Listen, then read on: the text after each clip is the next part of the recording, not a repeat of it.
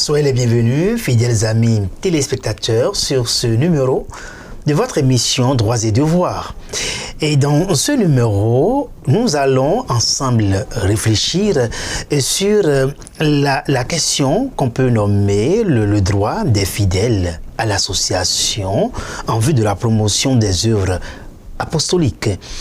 On sait bien que dans l'histoire de l'Église et encore aujourd'hui, beaucoup de fidèles, qu'ils soient clercs ou laïcs, promeuvent les œuvres apostoliques au cœur de l'Église, soit sur leur propre entreprise, et soit en groupe. Dans tous les cas de figure, nous allons essayer de réfléchir ensemble en compagnie du Père Théophile Ekpanou, que nous connaissons bien sur cette émission et à qui je souhaite d'ailleurs la bienvenue. Nous allons réfléchir donc ensemble sur le canon qui permet de pouvoir opérer une telle œuvre au nom du baptême qu'on a reçu dans l'Église. Alors, tout de suite, bienvenue, Père Panou, Théophile, dans cette émission Droits et Devoirs. Merci, Père, de m'avoir invité et je profite pour saluer tous les amoureux et amoureuses de la télévision Lumen Christi. C'est heureux de vous recevoir, c'est toujours un plaisir de vous recevoir dans cette émission. Alors tout de suite, Père, ma première question, c'est de savoir quel est le canon qui permet un tel droit. Voilà. Oui, merci Père. Sans tarder, je vais vous proposer le canon 216 et je donne en même temps la lecture de ce canon.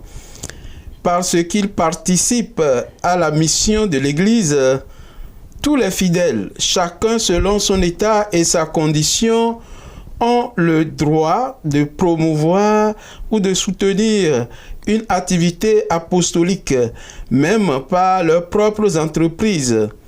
Cependant, aucune entreprise ne peut se réclamer du nom de catholique sans le consentement de l'autorité ecclésiastique compétente. Voilà, nous allons commenter ensemble ce canon. D'ailleurs, la finale du canon précise que nul ne peut s'arroger, bien sûr, le titre ou l'identité catholique sur une œuvre ou autre sans avoir l'accord de l'autorité compétente. Qu'est-ce que cela pourrait signifier? Tout de suite, pour que nous déblayons le terrain avant d'aborder le vif du sujet. Oui, ça veut dire tout simplement que dans l'Église, il y a ce que nous appelons la soumission et la hiérarchie, un rapport hiérarchique et qui donne droit aux fidèles de travailler dans la soumission et dans la réceptivité de la vocation chrétienne. C'est-à-dire que... C'est-à-dire dans ce que nous pouvons appeler cette libre adhésion, oui, aux réalités c'est-à-dire qu'on ne peut pas... On ne peut pas travailler dans l'Église de façon dispersée, sans respecter la hiérarchie et faire ce qu'on veut. Non, nous sommes une Église qui est hiérarchique. Depuis ce que Jésus a donné à Pierre. Tu es Pierre, cette pierre, je bâtirai mon église, je te donne la clé. Ce que tu ouvres ici sera ouvert là-bas, ce que tu fermes ici sera fermé là. Donc par conséquent, Pierre est le chef. Et puis tous ceux qui sont membres de l'Église... Chef comme serviteur. Comme serviteur, tout à fait. C'est pourquoi le pape même est appelé le serviteur des serviteurs de Dieu. Donc, étant serviteur, les autres membres lui sont soumis pour recevoir leur vocation, c'est-à-dire pour le service dans l'Église. On ne s'envoie pas en mission, on est envoyé en mission. Et la mission de l'Église consiste à recevoir la mission d'une autorité de l'Église par l'autorité qui est compétente, c'est-à-dire de l'Église universelle par le pape, de l'Église diocésaine par l'évêque diocésain. Et en ultime instance, c'est le Christ qui envoie par l'intermédiaire de son Église. Tout à fait, représenté par le pape au niveau universel et l'évêque diocésain au niveau diocésain. Exactement. Voilà. Alors, on a commencé par cette finale pour pouvoir essayer de définir les contours et pourtours du sujet. Alors, dans l'Église, à écouter donc le canon 216, il y a ce droit. Bon, je crois que le canon parle également de devoir quelque part. Il y a la possibilité, donc il y a ce droit, il y a cette faculté, donc de faire partie d'une association ou de créer une association, plus précisément pour le contexte de cette émission, en vue de la promotion des œuvres apostoliques. Oui. Alors, qu'est-ce que cela pourrait signifier en lien avec ce canon? Voilà, comme le canon le dit si bien, les chrétiens, au nom de leur baptême, sont des missionnaires. Et pour cette raison, ceux qui ont une certaine vocation particulière pour promouvoir cette mission de l'Église de façon générale, et en particulier par leur charisme, pour soutenir et promouvoir la mission générale, la mission de l'Église, se forment en association et reçoivent cette permission de l'Église, de la hiérarchie, pour constituer en vue de promouvoir ou de soutenir une activité apostolique dans l'Église.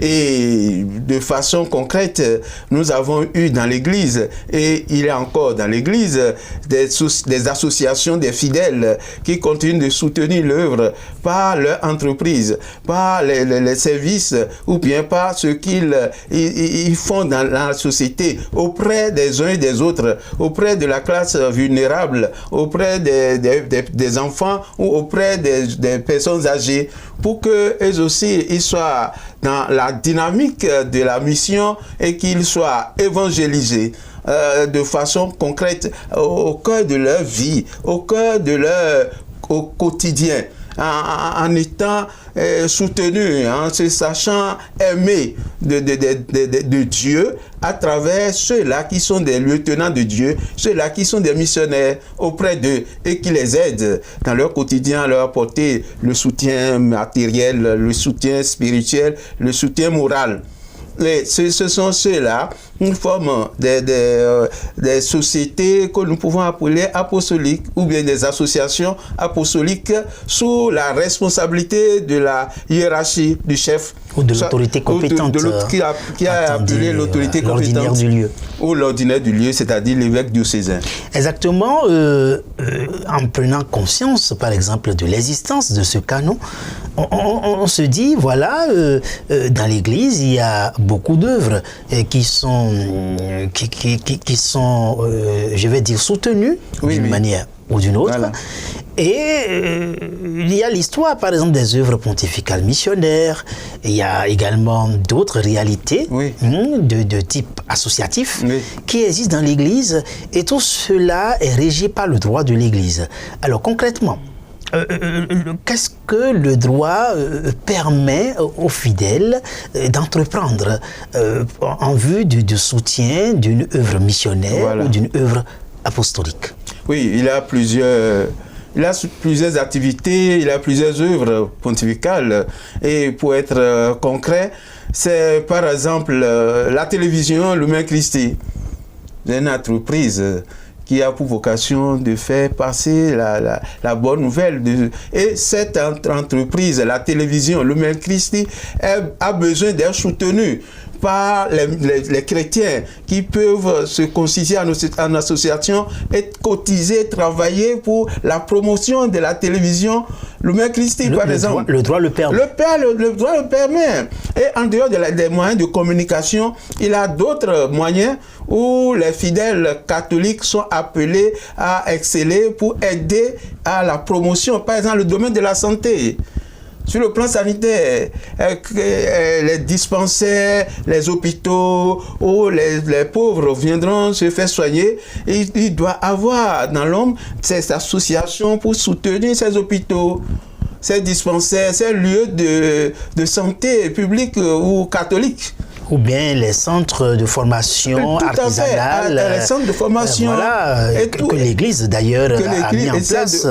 Et les fidèles, les enfants de l'Église sont dans ces secteurs pour aider l'évangélisation à atteindre la plupart de tout le monde, ou pour atteindre les couches vulnérables, les pauvres qui ont le droit d'être évangélisés et de bénéficier des grâces de Dieu à travers ceux-là qui sont qui ont la vocation et qui ont les moyens de le faire et qui sont au service de l'Église. Il y a beaucoup de choses. Bon, au Bénin, nous pouvons citer les centres où les fidèles chrétiens en association aident à promouvoir ces centres-là. Dans le diocèse de Lokossa, il y a le centre des aveugles à Djanglamin. Les religieuses. C'est de quelle nature juridique cette type d'association en lien avec le canon dont nous faisons lecture? Voilà, c'est de nature apostolique. Donc, c'est les religieuses du diocèse de Lokossa, les SLC, qui s'occupent de ce centre-là. Et par conséquent, pour la vie de ce centre, et les fidèles catholiques sont appelés à travailler pour participer à l'évolution de ces centres de façon financière, de façon spirituelle, de façon morale, matérielle, tout ça.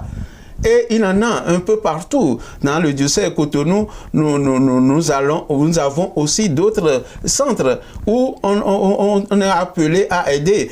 Par exemple, le frère Grégoire, le centre Saint-Camille à Tocan, par exemple, qui s'occupe de nos frères, les malades mentaux, tout ça, on peut les aider. Et les chrétiens sont appelés à ouvrir les yeux pour aider ces associations selon leur charisme et selon leur sensibilité spirituelle propre à eux. Et ils vont quand même se cotiser pour dire et ainsi l'évangélisation progresse. Il ne s'agira pas juste de dire voilà, je suis chrétien, voilà, j'ai reçu le baptême, non. Plus rien. On reçoit le baptême pour travailler, on reçoit le baptême pour être actif, on reçoit le baptême pour l'évangélisation, pour être missionnaire et pour promouvoir les centres à vocation chrétienne. Je voudrais bien, Père, revenir dans le déploiement de la mise en application de ce canon dans l'histoire de l'Église et aujourd'hui. Alors, je l'évoquais tout à l'heure quand on échangeait, qu'on a dû entendre parler des œuvres pontificales missionnaires et de type d'autres initiatives ou projets au cœur de l'Église en vue de soutenir l'œuvre de l'évangélisation. Alors, à votre connaissance, est-ce que dans l'histoire de l'Église, il y a eu des fidèles qui, effectivement, au nom de leur baptême, ont soutenu des œuvres au cœur de l'Église, et en quoi justement ces œuvres se distinguent-elles par exemple d'une œuvre purement profane ou d'une œuvre purement philanthropique ou humanitaire? Voilà, merci beaucoup. Là, beaucoup de questions ensemble. Ah oui, tout à fait. On va essayer de déblayer tout ça. Tout à fait. Je commence. Alors, le premier volet. Oui, le premier volet. Et s'il y a eu dans l'histoire de l'Église des personnes qui se sont investies pour l'œuvre pontificale dans le monde. Souvent, dans le mois d'octobre, on nous parle des missions. Et le mois d'octobre est appelé le mois des missions. Sous l'égide de Sainte Thérèse de l'Enfant Jésus et de la Sainte Face, qui est missionnaire, qui est la patronne des missions. Et plus concrètement, il y a eu dans l'histoire au XVIIIe siècle une certaine Pauline Marie Jaricot, qui a travaillé pour être aux côtés des couches vulnérables et a finalement créé l'œuvre pontificale pour la propagation de la foi. Et qui continue aujourd'hui dans le monde à travailler, à soutenir tous ceux et celles qui sont en mission au nom de l'Église et qui continuent d'être les lieutenants de Jésus-Christ et qui sont des parents à côté de ceux-là qui sont pauvres et qui sont dans le besoin. Et c'est pourquoi on demande au mois d'octobre, le deuxième dimanche, ou de faire le sou de Pauline, de faire des quêtes pour cette œuvre pontificale. Et c'est pour exprimer que l'entreprise pour la promotion de l'évangélisation perdure et continue jusqu'à présent. Et c'est sur l'initiative d'une laïque. Oui, d'une laïque. Jeune laïque. Française, elle est française. Elle est née le 21 juillet en 1799 à Lyon, en France. Et aujourd'hui, son œuvre est un peu partout dans le monde, aux quatre coins de l'horizon. Ça dit qu'elle a pris l'initiative, voilà, bien sûr, sous l'inspiration de l'Esprit Saint. Et sous l'égide de l'Église, donc de l'autorité compétente. On a dit pontificale, donc du pape. Donc elle a pris l'initiative de soutenir les missions, de soutenir l'œuvre de l'évangélisation à partir de ses propres moyens. Oui, à partir de ses propres moyens. De la collecte. Et puis progressivement, ceux qui sont inspirés comme elle se sont joints à elle pour former cette entreprise appelée l'œuvre pontificale de la propagation de la foi dans le monde. Et à côté, en même temps, ils ont créé une chaîne de prière qu'on appelle le rosaire vivant. Par exemple. Et le rosaire pour soutenir spirituellement, non seulement financièrement, mais aussi spirituellement. Et je continue encore, si vous voulez, au XXe siècle, je pense, avec un prêtre allemand qu'on appelle Kolping, Adolf Kolping, qui est un prêtre diocésain qui, en voyant un peu les pauvres abandonnés, surtout dans le secteur des travailleurs, il s'est donné comme vocation de les soutenir, de les aider par sa présence et en aidant comme il peut en ce temps-là. Et progressivement, cette entreprise a eu la bénédiction de Dieu et la couverture de l'Église.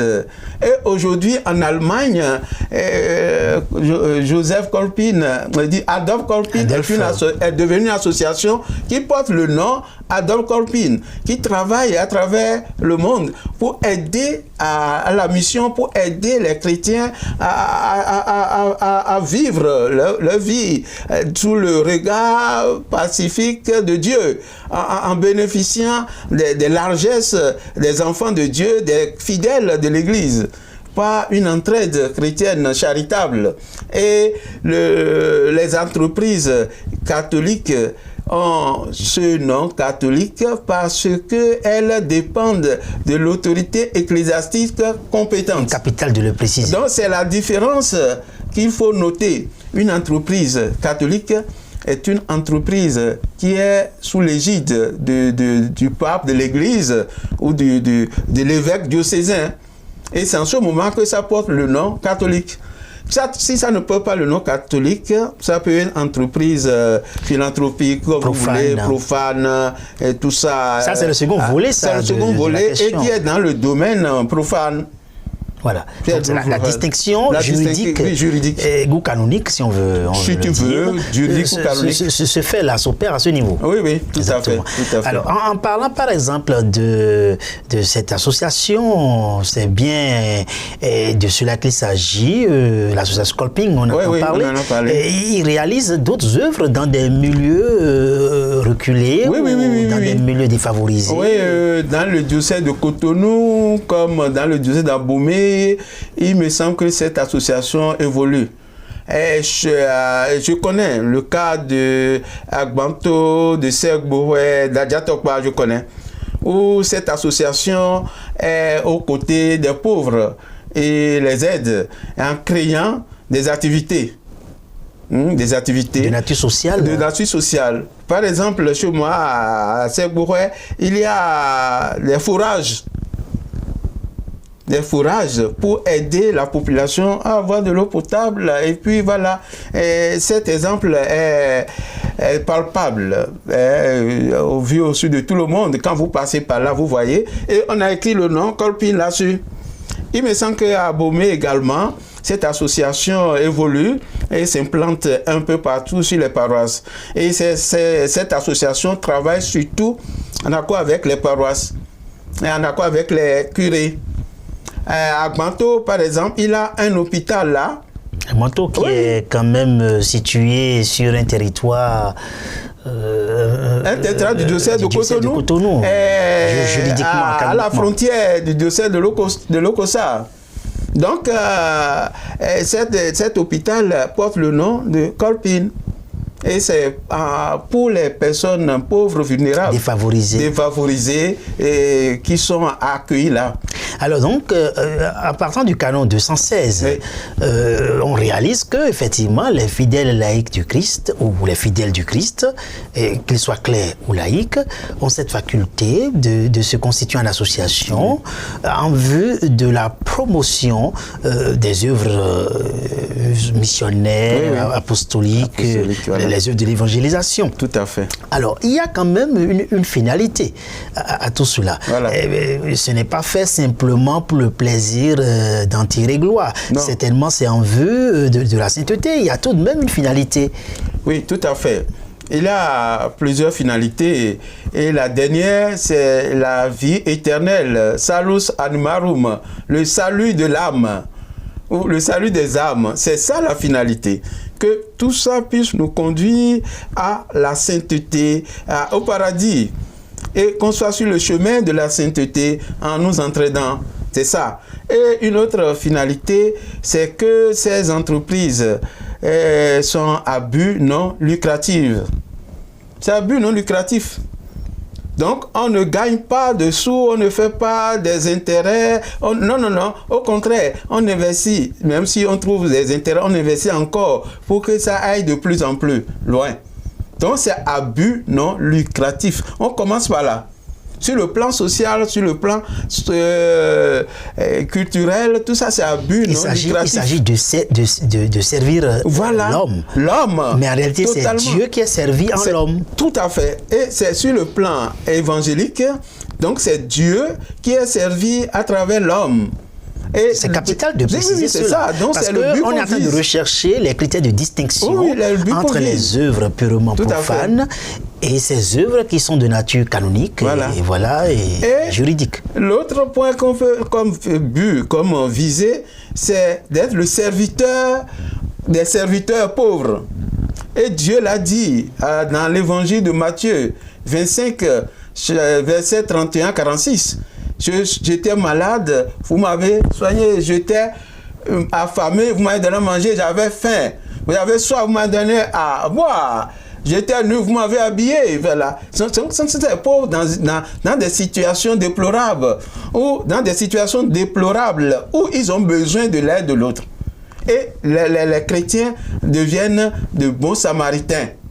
Les uns pour les autres, surtout pour les pauvres. Et là encore, c'est une question de charisme. Oui, c'est pourquoi les associations sont faites par charisme. Donc, et c'est pourquoi vous avez dans l'Église de différentes associations sur le plan religieux qu'on appelle des congrégations. Des congrégations aussi, dans ce sens-là, les religieux camiliens, par exemple.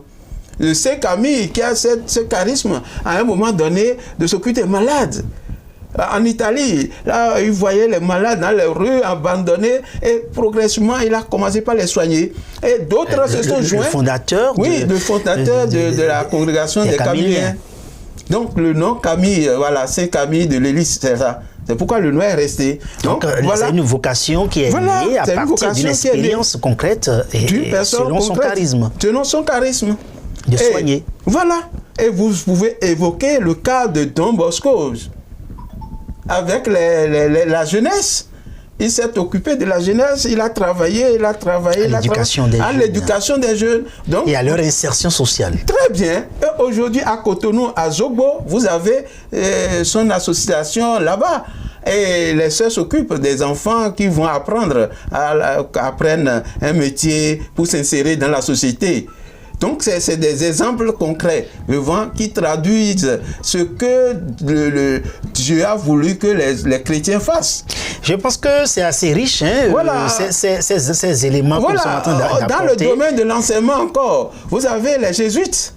Ou les dominicains. On aura même le temps, parce qu'il y a des émissions, Père Théophile, qui seront consacrées justement à cette question, pas seulement du canon de 116, mais à d'autres canons, notamment le canon de 111, parce qu'on aura le temps de revenir pour voir comment, à partir de ce droit des fidèles, de se constituer en association et autres, les charismes s'expriment de façon communautaire. Tout à fait. De manière à promouvoir cette vie